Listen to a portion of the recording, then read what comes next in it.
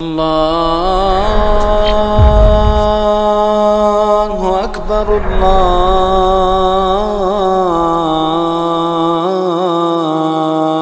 اکبر۔ سب سے اہم فریضہ اور حق یہ ہے کہ وہ اپنے بھائی سے جب ملاقات کرے، اپنے بھائی سے ملے تو سلام کرے۔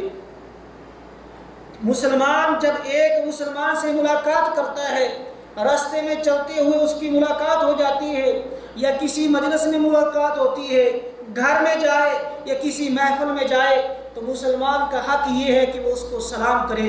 اس لیے اللہ رب العالمین نے ارشاد فرمایا فَإِذَا دَخَلْتُمْ بُيُوتًا فَسَلِّمُوا عَلَىٰ أَنفُسِكُمْ تَحِيَّةً مِّنْ عِندِ اللَّهِ مُبَارَكَةً طَيِّبَةً۔ مسلمانوں، یہ سلام جو ہے یہ اس کو معمولی نہ سمجھو، سلام کرنا یہ اللہ کی طرف سے ایک مسلمانوں کے لیے عظیم تحفہ ہے۔ اللہ نے مسلمانوں کو یہ ایک عظیم تحفہ دیا ہے کہ جس کا معنی کیا ہے؟ سلام کا معنی سلامتی ہے۔ اور اس سلام جو ہے جب انسان السلام علیکم کہتا ہے تو آگے والوں کو، گھر والوں کو، محفل والوں کو، اپنے دوست احباب کو کیا کہتا ہے کہ اللہ رب العالمین تمہیں ہر بیماری سے محفوظ فرمائے، اللہ تعالیٰ تمہیں ہر فتنے سے محفوظ فرمائے، اللہ رب العالمین تمہارے مال کے شر میں، تمہارے مال میں جو خرابی پیدا ہونے والی ہے، جو شر آنے والا ہے، اس شر سے محفوظ فرمائے، اللہ تعالیٰ تمہیں ہر طرح کی تکلیف سے محفوظ فرمائے۔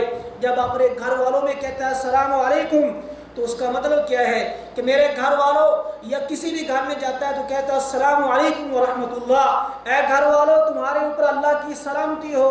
میرے بھائی، جس گھر میں یہ دعا کی جائے کہ اے گھر والوں تمہارے اوپر اللہ کی سلامتی ہو، تو کیا وہاں کوئی تکلیف آ سکتی ہے؟ کیا وہاں کوئی مصیبت آ سکتی ہے؟ آج صرف اور صرف یہی وجہ ہے، ہم سب مسلمان پریشان ہیں، کسی کو رزق کی کمی ہے، کسی کو تنگ دستی کا سامنا ہے، کسی کو کسی بیماری کا سامنا ہے، کسی کو کوئی بدحالی اس کے سامنے ہے۔ وجہ کیا ہے؟ کبھی ہم نے وجہ تلاش کرنے کی کوشش کی ہے؟ نہیں میرے بھائی، وجہ یہی ہے کہ ہمارے اعمال وہ نہیں رہے جن سے اللہ رب العالمین ہمیں امن عطا فرمائے۔ ہم مسلمان تو ضرور ہیں، لیکن ہمارے اندر وہ اعمال نہیں پائے جا رہے جن سے ہمیں ان مصیبتوں سے، ان تکلیفوں سے نجات مل جائے۔ آج ہم نے خود ہی اپنی تعلیم کو چھوڑ دیا ہے۔ ہم مسلمان تو نام کے ضرور ہیں، لیکن ہمارے اعمال مسلمانوں والے جیسے نہیں ہیں۔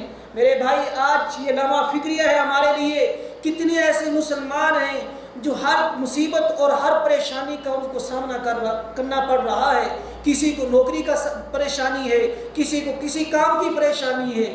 وجہ کیا ہے؟ وجہ یہی ہے کہ ہم نے اللہ کو بھلا دیا ہے، ہم اپنی اسلامی تعلیم سے دور ہو گئے ہیں۔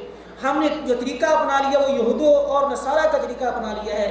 جب کوئی انسان رات کا وقت رات ہوتی ہے تو شب بخیر کہتا ہے، جب صبح کا وقت ہوتا ہے تو کہتا ہے گڈ مارننگ کہتا ہے۔ میرے بھائی، یہ کلمات ٹھیک ہے، ایک اپنی جگہ پر کلمات ہیں، لیکن ان کا تعلق اسلام کے ساتھ نہیں ہے۔ اسلام کیا کہتا ہے؟ اسلام کہتا ہے جب گھر سے جاؤ صبح کے وقت تو دعا کر کے جاؤ تاکہ تمہارے گھر میں کوئی پریشانی نہ آئے۔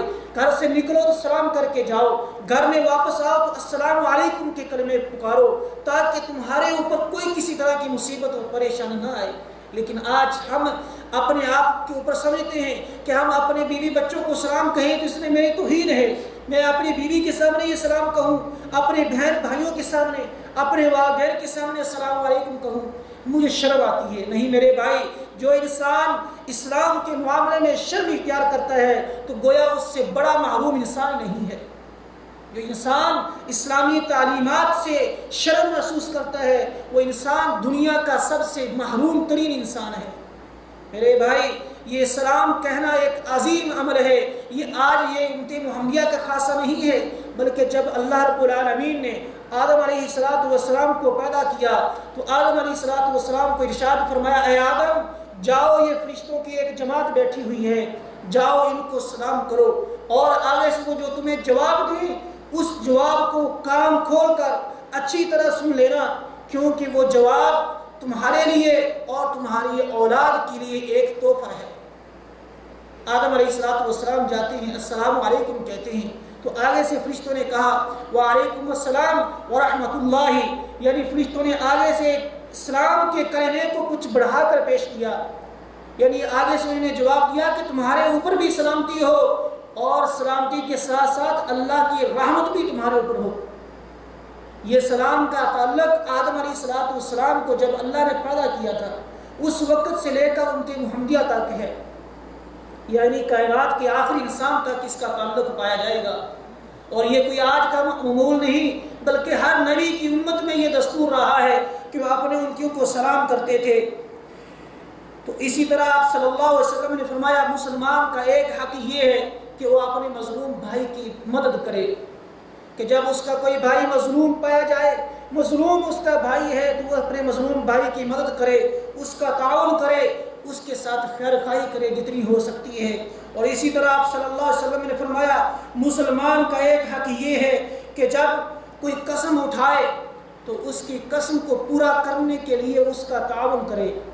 اگر وہ قسم اٹھاتا ہے اس کے پاس کوئی طاقت نہیں کہ وہ اپنی قسم کا کفارہ ادا کر سکے، تو دوسرے مسلمان کو چاہیے کہ اس کو کوئی چیز، اس کو مال دے کر اس کی قسم کا کفارہ ادا کیا جائے۔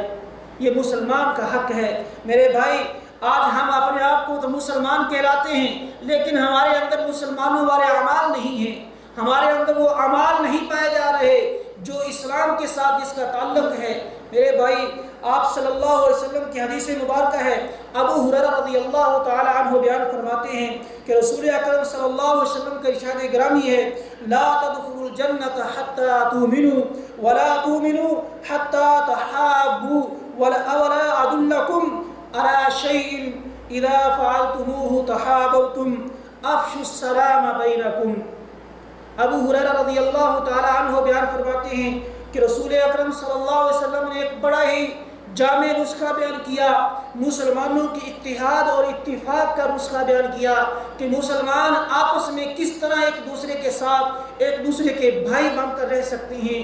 میرے بھائی، اسلام مسلمانوں کی بنیاد ایک عمارت کی بنیاد جیسی ہے کہ جس طرح ایک عمارت کی اینٹ دوسری اینٹ کے ساتھ ملی ہوتی ہے، اسی طرح مسلمان بھی ہیں۔ اگر ایک مسلمان کو تکلیف ہو تو دوسرا مسلمان اس تکلیف کو اپنی تکلیف محسوس کرتا ہے، یا جس طرح ایک جسم میں کوئی تکلیف آ جائے، انسان کسی بیماری میں مبتلا ہو جائے تو اس ایک جسم کے ایک اعضاء کی بیماری پورے وجود کی بیماری محسوس کرتا ہے، ایسے محسوس کرتا ہے جیسے میرا پورا بدن بیمار ہو گیا ہے۔ اسی طرح ایک مسلمان کو اپنے دوسرے مسلمان بھائی کے حق میں ہونا چاہیے۔